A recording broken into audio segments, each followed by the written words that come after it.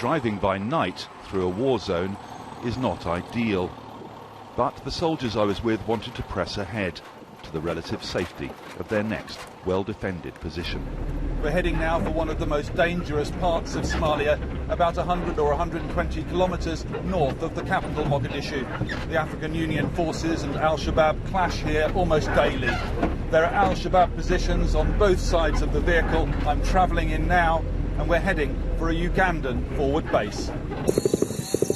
As we arrived, we heard, over the sound of nighttime insects, an attack on the adjacent Ugandan base.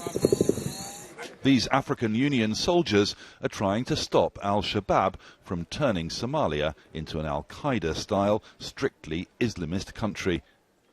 The African force is mainly financed by the United States and is making some progress. But Al-Shabab are fighting back. These are parts of the roadside bomb which was detonated against a tanker that was in the convoy just ahead of ours. It just happened a few minutes ago. This is the battery and this is the detonator that was strung out on a wire on the side of the road there. Here you can see the hole that was created by the blast, and interestingly all of these little bits of green here, these are the leaves from the trees which have literally been blasted off by the strength of the explosion. This is the vehicle itself. So it was hit from the underneath and the blast went up through this door. You can see the fragments and so on of the shrapnel which have blasted out the windows and the mirrors. Then another explosion, an even closer call. The roadside bomb's just gone off just behind us. And the gunners on the armoured personnel carrier that we're travelling in are shooting in the direction of the bushes all around.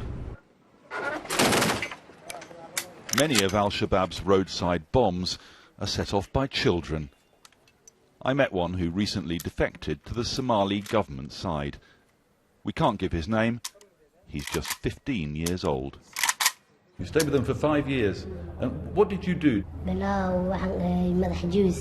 At first, he says, I was sent into towns to shoot people in the head. Then I became a commander myself and sent others to carry out assassinations. Al-Shabab are only interested in religion. They told me I would go to heaven when I died. African Union firepower has gone a long way down a deadly road. It has pushed Al-Shabab out of Somalia's main towns. But those advances, spearheaded by soldiers from Uganda, are threatened by shortages of military equipment. We need more trucks, more helicopters, more manpower. To do what? One, to ensure we cover up all the areas that are covered by Al-Shabaab. These soldiers from Uganda are gearing themselves up for more fighting. But will richer countries support them with the tools they need to finish the job? Mark Doyle, BBC News, Somalia.